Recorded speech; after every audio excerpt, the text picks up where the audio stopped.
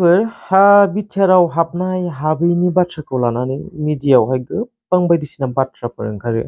गोबां बायदिसिना बांसावनायफोरबो ओंखारो। गोबाङानो फल्सबो जायो, गोबाङानो ट्रुबो जायो बिदि जों रायजो राजा हिसाबै सोर सासेनि बुंनाया थार, सोर सासेनि बुंनाया नंखाय गोबां समाव जों हमनोबो हायै जायो नङा होमबा रायजोफोर।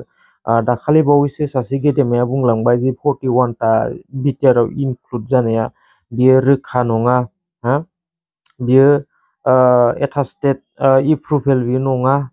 बेफोरबायदि माने बाथ्राफोर बुंनाय जोंनि मिडियायाव खोनादों। बेनिफ्राय बेराफारसेथिं जोंहा नैबे आं क्लिप्स होनो थांगासिनो दङ।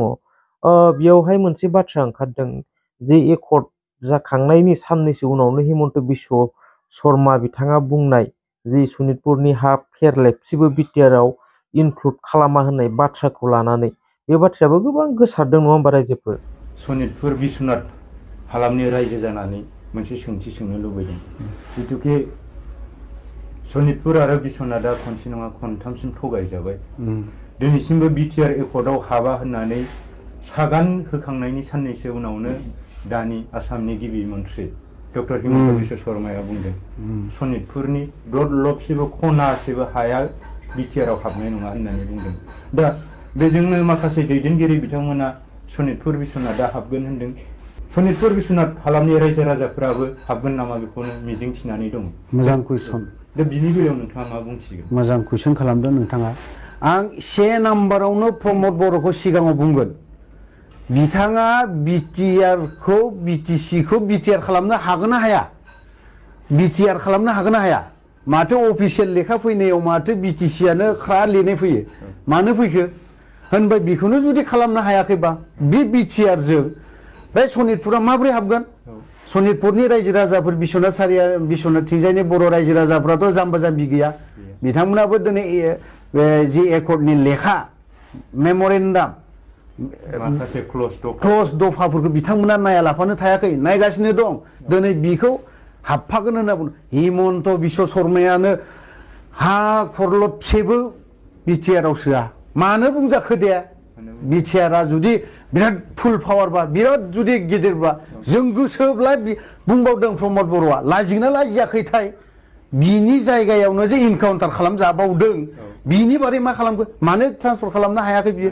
बिटिआर रिजनाव लायनो नांगौ बायदि गुवार, नांगौ बायदि बिराद गिदिरनो, नामानो बिराद गिदिर खानो बेसेबांथो गिदिर हायोब्ला दे ट्रान्सफार खालामनो हायाखै आं मानिबाय। बिश्वनाथखौ दिनैहाय बिटिआरआवसो इमिडियेटनो खालाम हायोला मानोथो दिनैनि दिनाव अफिसियेलि बिटिसि खामानि डेभेलपमेन्टआनो जायाखै। डेभेलपमेन्टनि खेथ्रआवथ' बुंजाया। पलिटिक्सआवसो थांदोंसो सानलायलांगोन। हाग्रामानि ओंखाम जाग्रालाय बिसोरो बिदि होनगोन बिसोरो बिदि होननानै बुङोब्ला एकर्डनि दफा मथे बिथांमोना खामानिखौ मावनो हायाखै। हायाखै। एकर्डनि दफायाखौ इमप्लिमेन्टनि बेलायावबो नों नाय। एनडिएफबि आर्टिफेक्सनखौ गालांबाय थिग आसे आं मानिबाय। इउबिपिअ बिथांमोनखौ मानो गालांखो? इउबिपिअनि प्रेसिडेन्टआबो दिनै बुंनो गोनां जादों दिनै आबसुआल' थांबा जाया। मोनब्रै संगठन दङ बावहाय, एनडिएफबि दङ, इउबिपिअ दं, आबसु दङ। एनडिएफबिआ मोनब्रै फेक्सन दङ आफादा। दिनै बिथांमोनखौ लाङा लाफानो अनलि दिफेन बर'ल' थांनानै एकर्ड खालामनाय दफाफोरखौ इमप्लिमेन्ट खालामनो थांबाथ' जानाय नङाना। बावहाय दिनै दिल्लीयाव थांनानै मा सावरायहैदों? दिनै एनडिएफबिनि आर्टिफेक्सननि लिडारफोर गैया नामा? जेनेरेल सेक्रेटारि गैया नामा? जोंना भाइस प्रेसिडेन्ट जियाल' दङ। दिनै जोंनि लिडारफोर गैया नामा? बिथांमोनखौ लिंना लाना थांनो हानाय गोहो गैया नामा? माहाय थांखो आबसुनिफ्रा? अनलि दिनै दिफेन बर'ल' थांनानै बै दिल्लीयाव थांनानै अनलि बे दफाफोरनि बारै रायलायहैबाथ' जानाय नङाना। इउबिपिअखौ मानो लाङाखै? प्रग्रेसिभनि लिडारफोरखौ मानो लाङाखै? आंनि खोथाया बे अनलि बिसोरो दिनै आबसुफोरनि दिफेन बर'आ जे थांबाय थागोन इमप्लिमेन्ट खालामहैनायाव जे गावसोर जे हारसिं हाथारगोन बे नङा, बे जाया।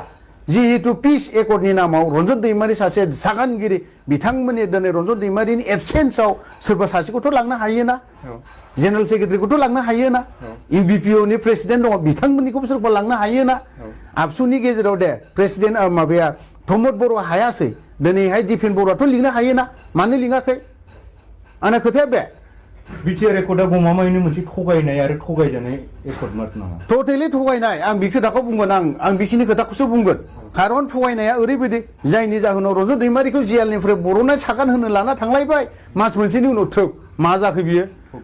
थगायनाय बियो सासे उकिला बुंदों आं नामखौ मख'ला बिथाङा बुंदों आरोखि जिहेतु सागाना जुदि पिस एकर्डा जुदि जादोंब्ला कनभिक्टेड जुदि थारब्ला बिथाङा न'खरनि माबा मोनसे प्रपार्टियावहाय होनो मोना होनबा दिनै माबायदि लांखो आरो लांबाय थिगै आसे मानोथ' गहोथारासै बिनि उनाव साननैसोनि उनाव इलेक्सन सफैहांआव थ्रोब सोना दोनलायबाय मा बिलाय बेफोरथ' गेमसोना प्रमद बर'नि साल बे थाबाय थायोब्ला रन्जन दैमारिया सिफ जागोन प्रमद बर'आ सिफ जानो मोना आरो डिपुटि चिफआ नैबे गबिन्द बसुमतारी बिथांनिबो साल बियो इनडाइरेक्टलि बावहाय डाइरेक्ट नङाब्लाबो इनडाइरेक्टलि दंजोबो आरो आं बेखौबो मिथिनो लुबैदों बिटिआर एकर्डआ हाखु दाखु एकर्ड जानायनि जाहोना इलेक्सन खाथिखाय बे जानला मोनला जाबाय होननाबो जानला मानला होनगोन आं नोंथांनो आङो दा एनडिएफबि आर्टिफेक्सननि मेम'रेन्डामखौ आं खोन्थानो हागौमोन लाबोफानाय जायाखै दङ खोन्थागोन आं नोंनो दाहाय जेला जोबो दङ एनडिएफबिनि जितु मेम'रेन्डाम बावहाय इन्टेलेक्सुवेलफोरनि कन्ट्रिबिउसन दं ओमफ्राय नैबे जिखिनि बिटिआरनि एकर्डनि मेम'रेन्डाम ड्राफ्टिं बे बुस्थुखौ सोरखौ लाना बानायखौ प्रमद बर'नाव आं सिदा कुइसन गबिन्द बसुमतारी नोंथांमोन सानैनाव सिदा कुइसन जिहेतु बिटिआर एकर्डआव ड्राफ्ट खालामनाय बावहाय रन्जन दैमारिनि सोर दङमोन आगदा आगसि सोर दङमोन माबोरै खालामखो बेखौ थाब खालामा लाफानो एसे फावसायनानै खालामोबा हायामोन नामा बेखौ बर' रायजो राजा इन्टेलेक्सुवेलफोर गैयामोन नामा गोरों गोरा गैयामोन नामा बेफोरखौ लानानै सावरायनो जाखिनि नुदों बिटिसिआव जाखिनि दफाया गोरा स्ट्रिक्टमोन बै दफाफोरखौ जोंनि बे बिटिआर सुक्तिया दरजाखौ एफा खेंनानै होजोबदों आं बेखौ सानगोन जेराव मोनखानाय हरफिनदों थांगासिनो दङ मोनफा मोनफा दिनै बिथांमोना खोनायोब्ला नुयोब्ला दुखु मोनगोन बिसोरलाय माथो गोदाव सोराव खोथा बुङो बे खोथाखौ सानगोन बिसोरो प्रमद बर'मोना खिन्थु जों बुंनाया सैथोखौसो बुंदों जों दुखु मोनबोदों खस्थ' मोनबोदों जोंनि एकर्डआ एनडिएफबिनि एकर्ड नंखाथारा बे सोरबा सासेनिसो बे एकर्ड एनडिएफबिनि थांखिया बेनि थाखाय नङा बिब्दिब्ला नों सानो नोंथांमोननि 33 बोसोर नांसोमनाया ओरैनो गेसाव फिथाइ थायबाय होननानै बेखार मालायनि दारै बेखार जों थैनो नाङामोन रेप खालामजानो नाङा बर' आइजोफ्रा गावथार जानो नाङा दिनै बर' फिसाफ्रा सोरनि दायाव गावथार जादों बेफोरखौ बे फिसा एकर्डआ जों एनडिएफबिनि थांखिया एफाराब नंखाय फिसा रिजनथारना साननानै मालाबा बोरैबा मोनो दुखु मोनो जों खारन जों सानसे साननै नाङाखै बोसोरसे बोसोरनै थायाखै जों 5 बोसोर 2 बोसोर 3 बोसोर बिदि थायाखै जों बोसोर 22ता बोसोर जों आफादाव थाबोदों